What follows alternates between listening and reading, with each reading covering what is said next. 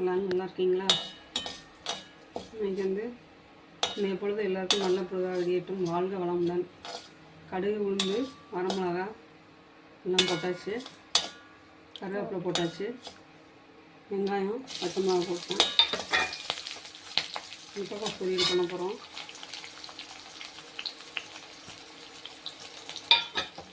நல்லா கொஞ்சம் வெங்காயம் வதங்கணும்.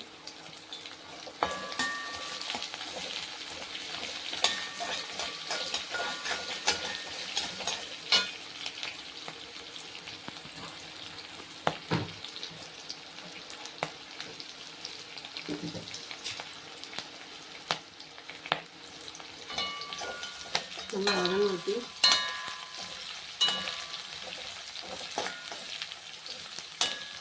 நல்லா கொஞ்சம் கோல்டன் கலரில் நல்லா வதங்கணும்.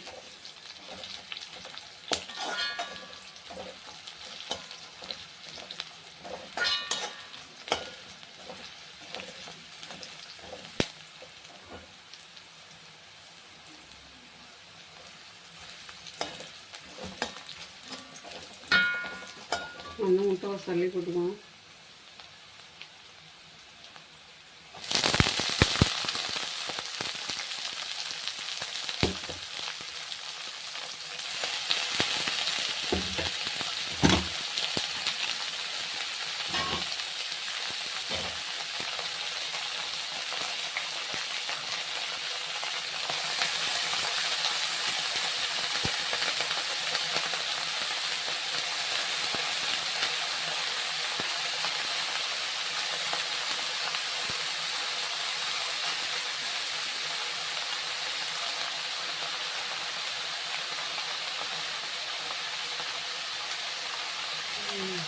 நல்லா வதங்கணும்.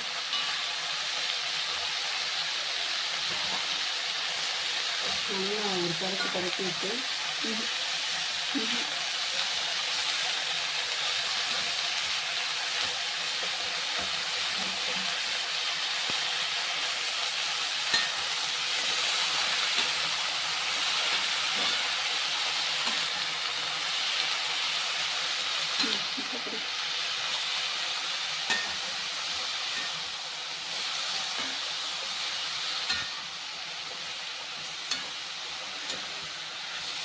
நல்லா ஒரு பரப்பி விட்டு ஒரு 5 நிமிஷம் மூடி வைக்கணும்.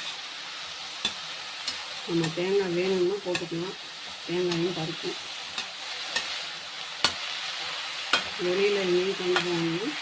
தேங்காயும் பருப்பும் இல்லாமல் கொண்டு போனால் நல்லாயிருக்கும். ஸ்கூலுக்கு வேலைக்கு போகிறவங்க கொடுத்துருவாங்க. பருப்பும் தேங்காயும் போடணும். நம்ம பண்ணிக்கலாம். உப்பு பொரியல் சாம்பாரோட புளிக்குழம்போட வச்சு சாப்பிட்டா நல்லாயிருக்கும். புளிக்குழம்பு மட்டும் ஏதாவது ஒரு புளிக்குழம்பு வச்சுட்டு இந்த பொரியல் பண்ணி சாப்பிட்டோம்னா ரொம்ப டேஸ்ட்டாக நல்லாயிருக்கும்.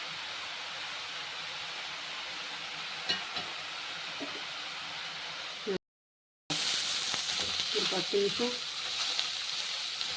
மூடி வைக்கணும்.